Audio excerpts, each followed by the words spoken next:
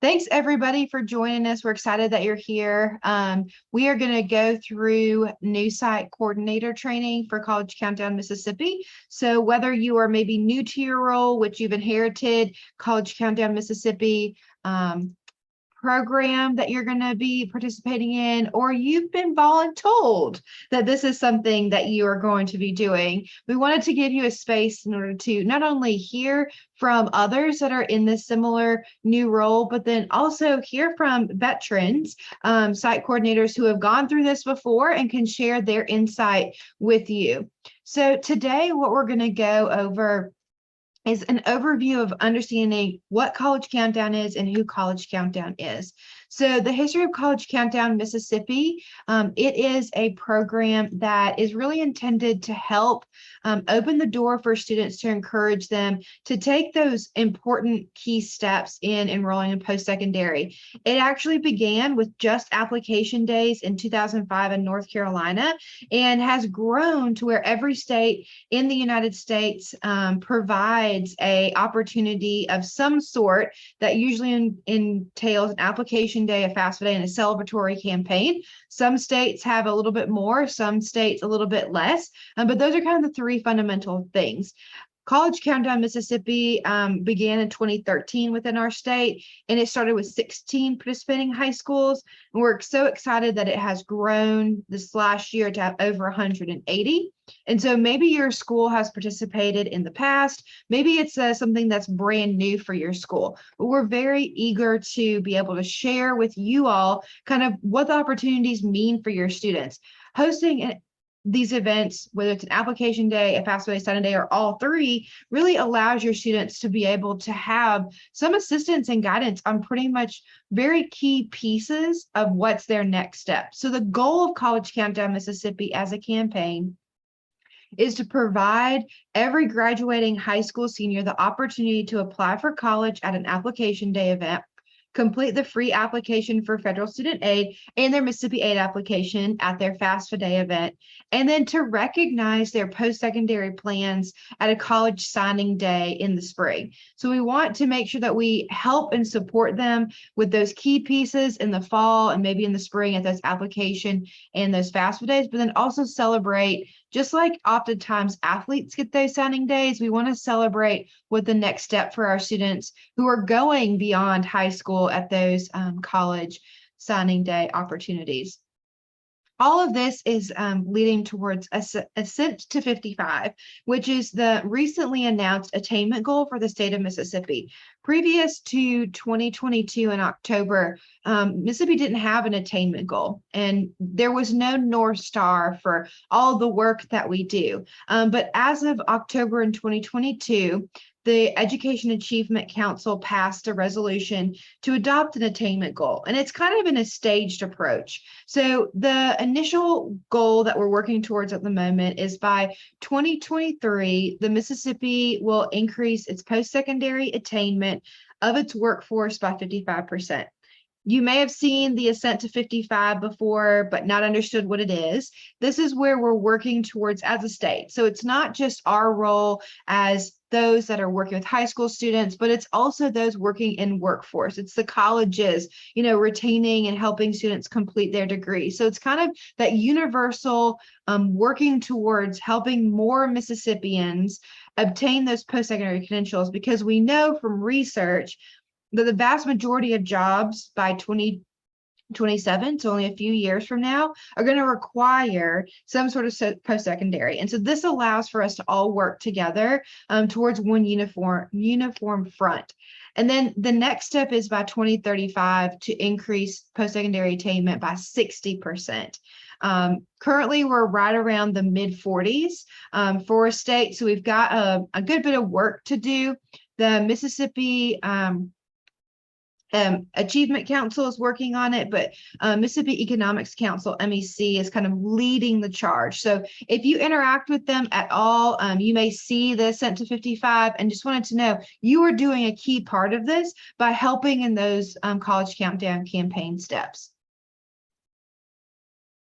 So the first step in getting connected and joining College Countdown Mississippi is to register your school for this academic year. Even if schools were registered last year or even the year before, we ask you to submit registration every year. Very simply because it allows us to get new information for site coordinators, or the contact information may have changed within your high school. Also, we ask you questions about what events you're going to host in your school. And so we want to know whether you're going to host an application day, a FAFSA day, and or a signing day. Kirsten put the registration link in the chat. So if you have not registered officially for College Countdown this year, we welcome you to do that, because that's how you get all the wonderful resources, such as the toolkit that we're going to talk about, but also these wonderful webinars and meetings so that you can connect with more people who do what you do in your high school. So you may be asking, I'm new to this position. I've never been a site coordinator for College Countdown. What am I expected to do? So essentially, we want you to register for College Countdown, give us the information about what you plan to host this year, but we want you and hope that you will provide an opportunity for all of your seniors to complete at least one college application in some type of application event. We hope that you will host a FAFSA and Mississippi Aid Day, multiple days or multiple events, so that you can allow your seniors to file the FAFSA and Mississippi Aid application in order for them to apply for all the necessary financial aid to afford college. And then we want you to celebrate in some way their choice to continue on with the post-secondary education. However that is in your school, we're happy to support you, and we want to know what you're doing. Essentially, we want you to know the best practices and be able to collect and report data of the events that you host. So we'll go through all those opportunities with you. So when it comes down to the details, in addition to registering your school, we suggest that you make an on-site high school committee. So what does that mean? But we don't expect you at College Countdown to do this all on your own. It truly is a team effort, and we encourage all of our site coordinators to form a team, whether that be the CCR teachers, senior English teachers, the senior class sponsor, whether that also includes the school counselors. But creating a team will allow you to diversify the work and all have a common goal in helping students pursue a post-secondary education after they graduate from your high school. So make sure that you're including committee members, in your community. College recruiters may be a great resource, and any type of volunteer that might be good for your event. We hope that you coordinate an application, FAFSA, and signing day event. And we hope that you will collect data. And we will share with you ways that we can collect the data and share back with you, so that then you're able to know how your events went and you can gauge yourself one year after another.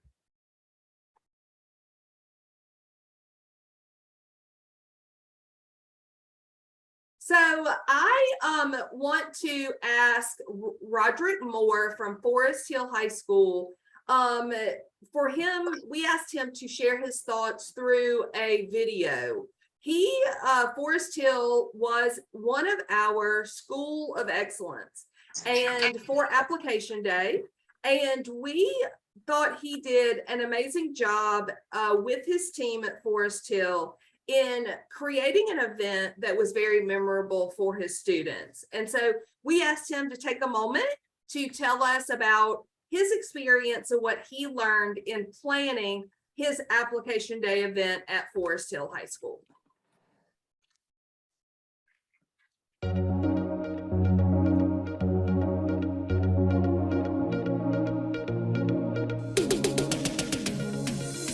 We were the school at Jackson Public School that ended up hosting one of the largest college fairs, probably in the state.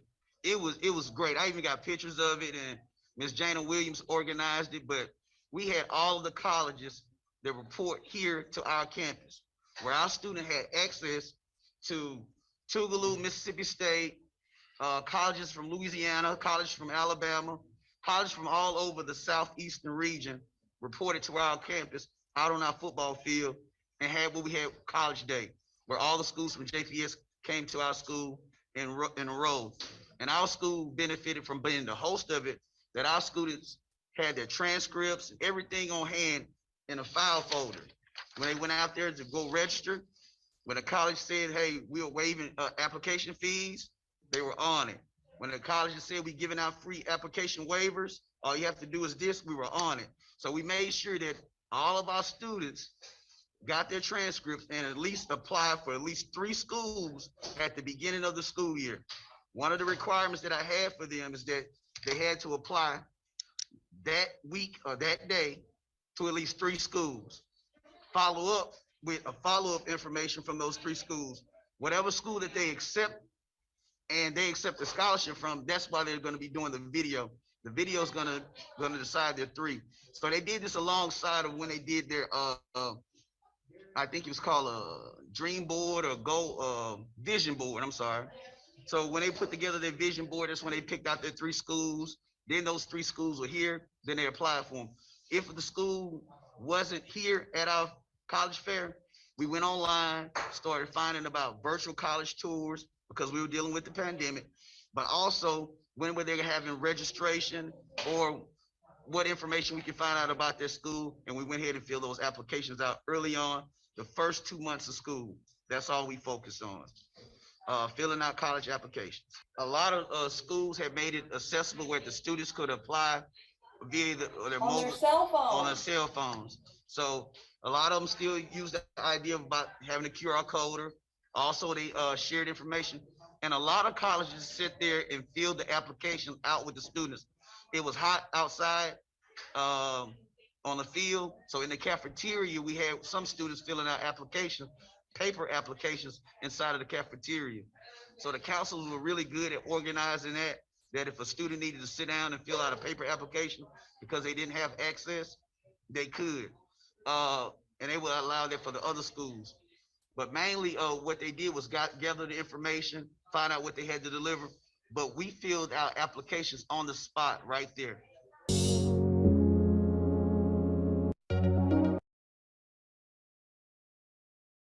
Our next topic that we wanted to hear from a veteran site coordinator is from Coahoma County Junior Senior School. They are College Countdown, Mississippi FAFSA Day School of Excellence. Their achievement in the highest FAFSA completion increase from 21 to 22 was astounding. They were able to increase their FAFSA completion percentage by 154%, y'all. I would like to take a moment and introduce Miss Arletha Frank Williams, namesake after the phenomenal singer because of the impact that she's made to the contribution in the music world. Miss Williams has done the same in the space of FAFSA completion. So we are excited to hear all the advice that she has for us on how to plan, host, and support FAFSA completion events for high school. So I will hand it over to her. Good afternoon, and thank you for all of that. Great introduction. But what made it really easy was she didn't tell you we was at 4% when I got here, so we couldn't do nothing but go up. And what made it happen is that I worked with Coahoma Community College, and they came every time I asked them to. And then you had your college and career readiness class. Those teachers I made sure when they came, they went into those rooms. The teacher gave up that time. They had to plan it. We planned it together. So if I missed someone, we came back. We opened up. Even Danielle from your all program came in. She came one night and talked to the parents that was there and told them how important it was. And she also came back to talk to the students. So that was very helpful also. But like I said, I've got to give most of my credit to Coahoma Community College Financial Aid Department, because they kept coming whenever I asked them to. And the college and career tech teachers, they did that. They were on it. And what helped was when they did their stuff and we went into Mississippi Financial Aid, their printout, we used that printout. I would print it, I would highlight and say, okay, ask the students about this, ask the students about this. And I think what has been hard for most of all of us that work with it is trying to get the parents involved. And again, that's where my teachers came in. If they were already communicating with them, they kept telling them how important it was and would you please help? You know, we did it over the phone with the parents. That was very helpful. And we just kept on. We stayed on it. And I was telling them how important it was. It was better to have it than not need it, because they're like, well, I'm not going to college. And I said, that's not what we're going to look at, because I don't know what I'm going to be going next year. So I need you not to think that way. I need you to prepare for this, because when you get there on campus and you are behind, guess what? You got to wait. You got to line. If your stuff is already done, whether you go or not, it's done. And if you get scholarship, your athletes needed to know they needed to do it for their scholarship. You cannot accept a scholarship. They're not going to allow you to accept a scholarship, to my knowledge now, if you have not done your FAFSA, because they have to make sure you are a need to get, if you don't need the scholarship, then they're going to pass it on to other students. I explained how important that was. And most schools also need to know because of other scholarships you might be able to get. So that was the thing. I just gave them the information. And if you ask them, they say, yes, Ms. Williams was tiring. Yes, Ms. Williams, I'm doing it, Ms. Williams. So I really wanted us to improve and make sure the students were ready on that end. If nothing else, besides getting their scholarships, and their applications done. And we did it class by class. If they wanted to go on a trip to the college, you had to do the application. If you didn't do the application, why are you going to school?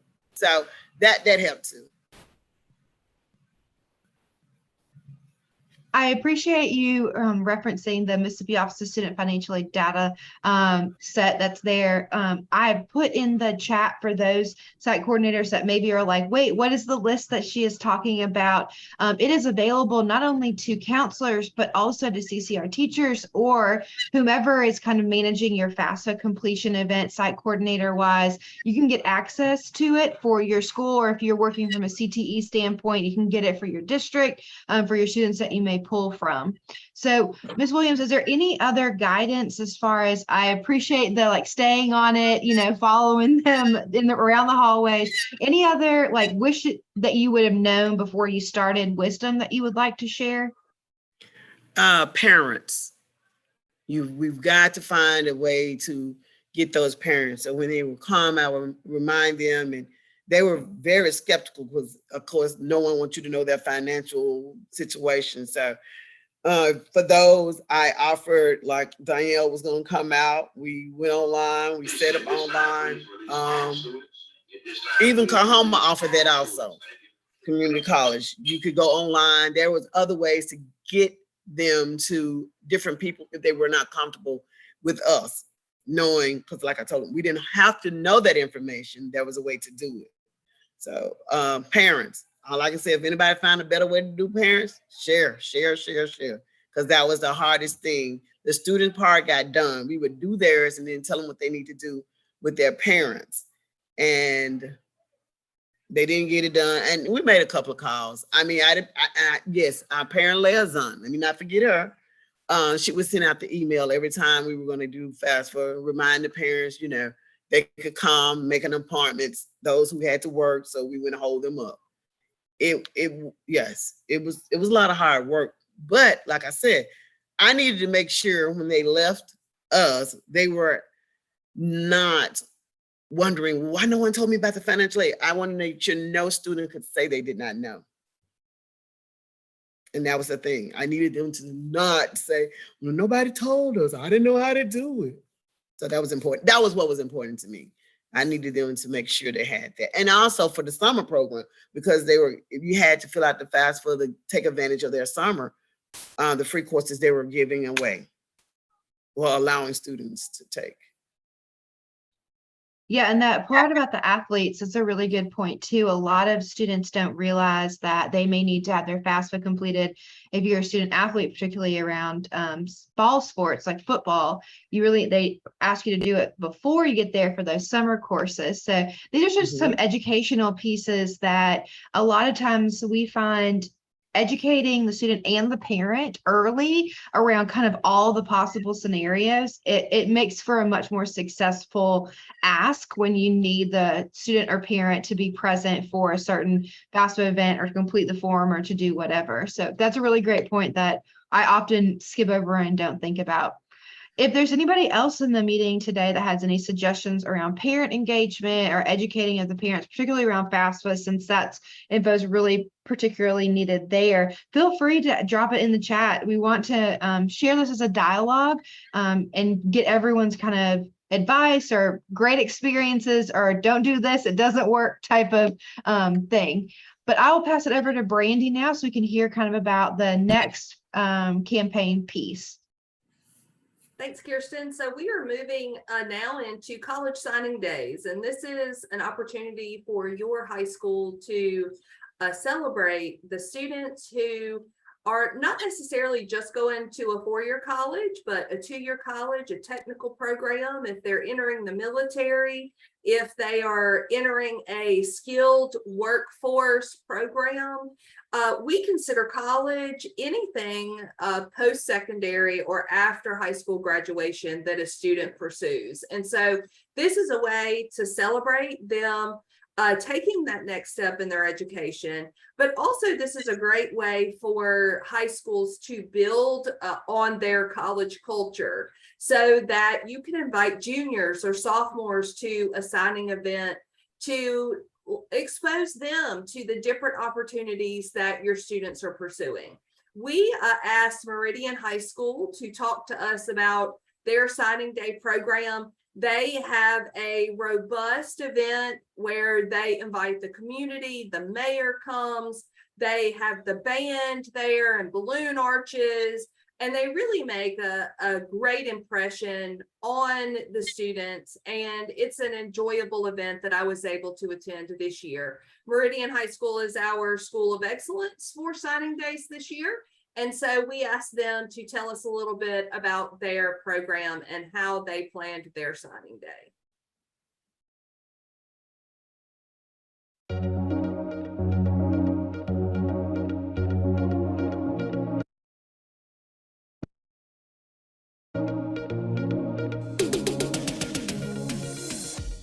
Hi, my name is Shirley Silliman. I'm an academic counselor at Meridian High School in Meridian, Mississippi. I'm responsible each year for planning and organizing college signing day, which we call it Meridian High School Senior Signing Day as well. 17, I was given a task as site coordinator at that particular time to kind of spearhead college signing day.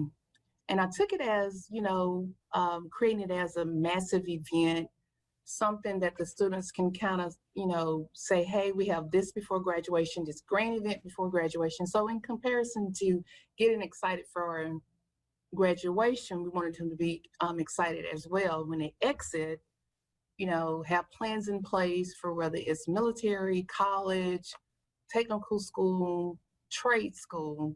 So I kind of had that mindset going forward, not something, to where I'm like, oh, I really don't want to be a part of this.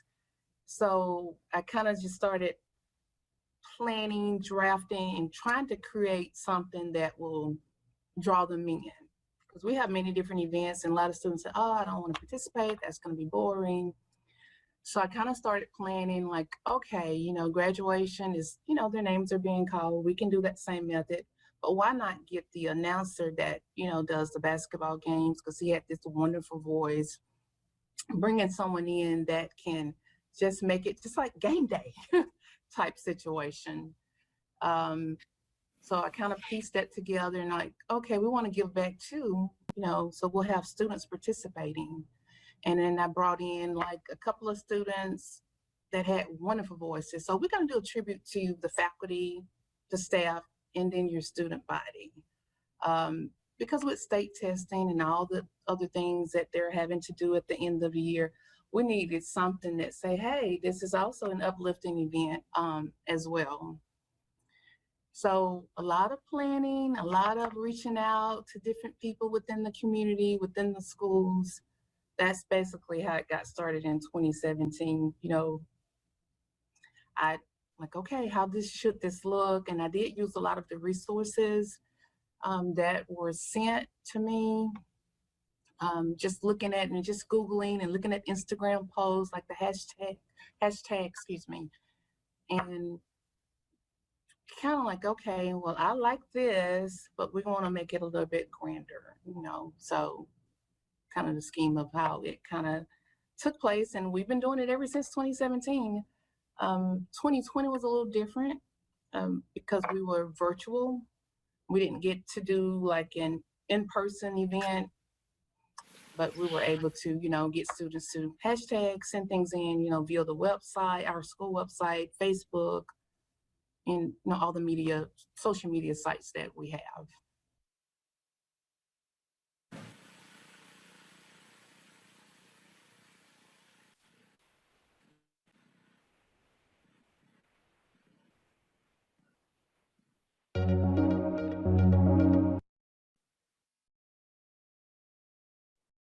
I know that I wanted to share around the signing days as well that you do not need to feel overwhelmed to host a large scale event.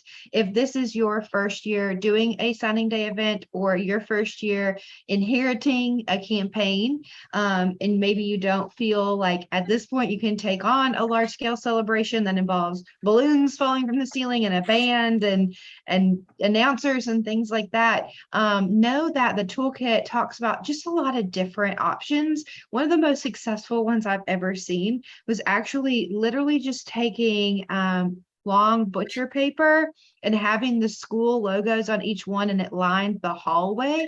And then the seniors were released based off of, for their senior trip, based off the school that they were going to be signing with. So they would then go along the hallway and they would release for Jackson State, and all those planning to go to Jackson State would go and sign, and then they would go to the buses, and the next school would be announced and things like that. And so that they left those up then for the next month or so till the end of school, so that all the students that walk through that hallway were able to see and anticipate, this is going to be my time in the future to be able to, you know, see my name on the wall where I'm committing and signing to. And that was a very easy thing. That was a signing day celebration incorporated within something that already existed. So know that it can be from students submitting their, you know, reveal t-shirt or reveal, you know, things and making a compilation video that's played in the school, to an elaborate celebration that you get the MC for the basketball or football games to do. So I just want to make sure that we keep it in scope, that each one of these have myriad of levels that you can do, but we wanted to give you an idea of kind of a starting place of like, how do you even begin this? And the toolkit is a great place to do that. But also you've heard from those that have done it before and kind of their thought processes behind organizing that. I did see in the chat where Lori shared the last webinar that they attended, We Get to College, said that if they have issues getting parents to work with them, to not want to get their financial information, a really good median could be to do the Mississippi Aid application, which is for MTAC, MESG, Help Grant, and now the Faith Scholarship. And there's no financial information there. It opens up, hey, you could be eligible for this much financial aid. Then oftentimes she said that then they're more likely to work with the school in the future for the FAFSA can be the second step. Which is a great intro suggestion there that Lori had around dealing with parents and kind of letting them know that, hey, this is how it's going to be. Maybe we do Mississippi Aid first, and then you schedule a FAFSA day afterwards where they have that trusted relationship there. And a lot of the community colleges across the state, like Ms. Williams mentioned, are available to assist. So if you're looking for some external help, I would reach out to the financial aid office at the local community college. They've had longstanding relationships with Get to College around FAFSA completion. So it wouldn't be probably the first time they've been asked for assistance, and they'll be able to accommodate you based off what they can do, whether that's offering appointments to your students on a certain day or coming to your school, just depending on what they have capacity for, but they are all in it together to try and help more FAFSAs to be completed. Because we have a smaller group today, I'm not going to go to breakout room since we're pretty much in a breakout room now. So I'm going to stop sharing and open the floor if anybody has any suggestions or questions so far from what you've heard. We're kind of on the tail end of our presentation here. We want to give a space for any other suggestions if you can unmute yourself, or questions if you're like, yeah, I have no idea how to even start or anything like that. We would love to provide this space for you. Brittany, is there anything that you wanted to add? No, I just wanted to definitely make sure that we gave time for everyone to ask questions, or and that could be around application days, FAFSA days, signing days, data collection, anything that you've heard today that you're unsure about.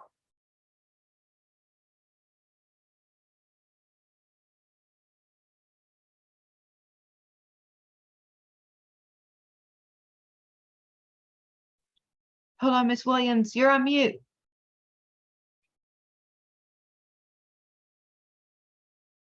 Oh, you had me muted. Oh, my bad.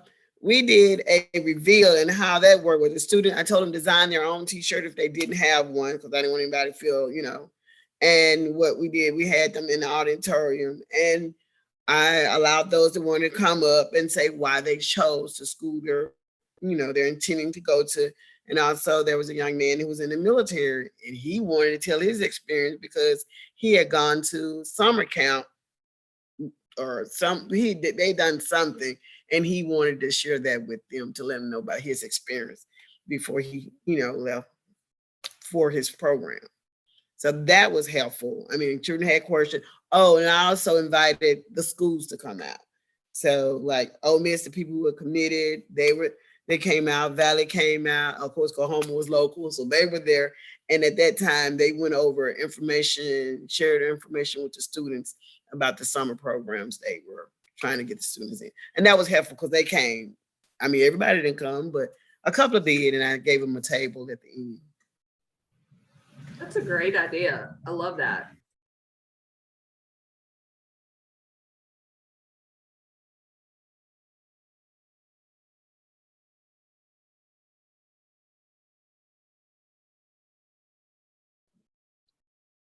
You may be wondering to yourself or typing it in the chat, how do you become a school of excellence and get asked to come and, help train new site coordinators?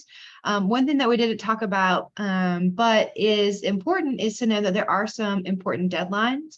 So we wanted to kind of talk about that. We prioritize registration by September 15th. So if your school hasn't completed that registration form that we put in the chat, go ahead and do that. If you have a co-site coordinator, maybe if you're like, yeah, I'm here subbing for somebody, you can list up to 2 people in your registration. So make sure everyone is included there. And as long as you've registered by the deadline of September the 15th, you're considered a premier school. And so we just ask which events that you're hosting. So if you're doing an application or FAFSA or signing day or all of the above or a combination thereof. For application days, we do have a deadline of November the 1st to submit your data. And we tell you up front what data you need to collect when you register. So it's essentially the number of seniors, the number of number of applications that were submitted, how many of them were submitted for the first time at the event, how many were from first generation students. And so all of those data pieces we ask you for when you register with College Countdown. We give you a form to complete with the application event. And then as long as you submit your data by November the 1st, for FAFSA days, as long as you host a FAFSA day, and we'll put into consideration some of the numbers there. So year-over-year growth like Coahoma, and also percent completion percentages are what we base kind of those schools of excellence on. And then for signing day, if you'll just tag Get to College and hashtag College Countdown, we'll then put you into consideration for that school of excellence. So really, it's quite simple. We just want to make sure that you know how that process works. And I will copy and paste. I see the question around the registration. Brady, we will put that back in the chat as we need to. So I think you popped in a little late. I will copy and paste that registration so you have it in the chat. 1 second. Any other questions or dialogue or? So the people that I sent in last year, they were still getting this information, correct? Or would they need to update? They will need to update. Okay. Yeah, we reset every year. And so for our data collection purposes, we need everyone to re-register. Just because Okay. site coordinators change, right? And we want to make sure you have the right correct info. Or you may be hosting only one event when you were hosting 3 in the past, that type of thing. I'm putting the registration link in the chat right now. Make sure everyone has that. Similar info as far as registration goes. It's a little long, but we just want to make sure we collect up front and tell you what we are looking for up front. But we'll send the toolkit. It's in the confirmation page, and then we send it out every Friday. If you haven't received it by the end of that week, just let us know.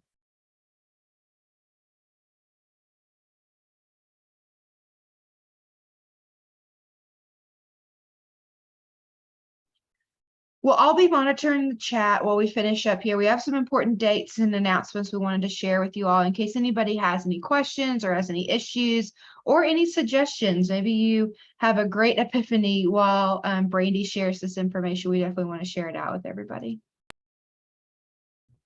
So here are some really great dates to just keep in mind as you're planning your year. September is the application month for Mississippi. And so this month coming up is when we're going to try and devote most of our programming to college application completion. We do have a webinar on the FAFSA toolkit coming up in September. So that's another great reason for you to join College Countdown, because you'll get invitations to our webinars in addition to the toolkit that you'll be able to use. Make sure, as Kirsten mentioned, to register your school for College Countdown by September 15th. That will allow you to get some great stuff from us, as well as wonderful resources. Mark your calendar for September 16th. It is the National Why Apply Day. And so we are a supporter and encourager of the American College Application Campaign. It is a nationwide campaign that is actually sponsored by the ACT Center for Equity and Inclusion. Is that right? Equity and Learning. Thank you. Equity and Learning. Thank you, Kirsten.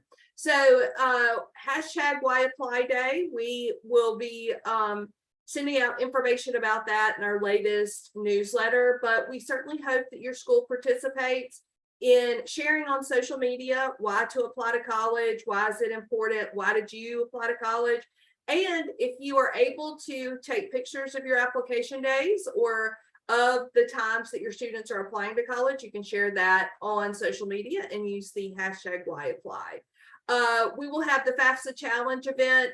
That is how we are selecting our FAFSA Day School of Excellence, is through the FAFSA Challenge.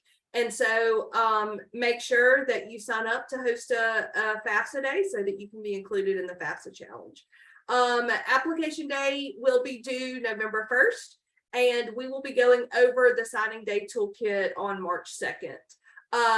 Of course, we use the last day of the FAFSA Challenge to be the same as the HELP grant deadline for Mississippi Aid. And so March 31st is the last day to apply for the HELP grant for our seniors this year. And we make that the last day for our FAFSA Challenge. And then For signing days, National College Decision Day is May 1st, but you can host your signing day in April or May or whenever it's best for you. And so we do not care when you offer it. We just want you to host an event to celebrate your students. And so finally, just to wrap up, register for College Countdown. You will be able to get the toolkit for application, FAFSA, and signing days. We have a robust YouTube playlist for College Countdown, in addition to Get to College, but we have a separate playlist and channel for College Countdown. So check that out and make sure that you are Welcome tuned in. everybody to Make sure that you tune in to the overview of the FAFSA toolkit and the signing day toolkit and start planning your school's events so that your students can be ready to start college and enroll. And finally, I'm Brandy Lindell. This is my partner in crime, Kirsten Dufour, and we are the co-managers of College Countdown Mississippi. We are here for you anytime. Email us. You can contact us on social media. However we can help you and better support you, please let us know. We're happy to do so and support you and your students along the way in this college going journey.